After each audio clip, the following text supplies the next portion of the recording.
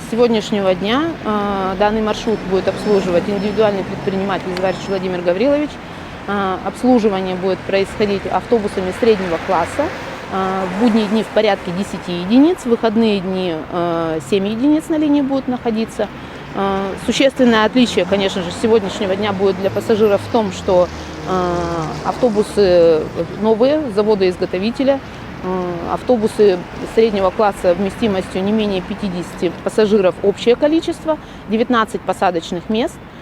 И это все автобусы с функцией низкий пол, задняя площадка низкопольная. И есть оборудование для перевозки маломобильной категории граждан, аппарель. Маршрут изменился в части движения от улицы Морозова.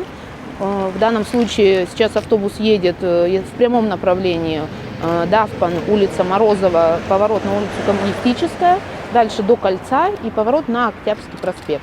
И в обратном направлении мы едем с Октябрьского проспекта, также поворачиваем на улицу Коммунистическая, дальше с заездом на ЖД вокзал и выходим на Морозово. Начало движения, первый выезд у нас с автовокзала 5 часов 16 минут и последний выезд с фанерного завода в 22:00.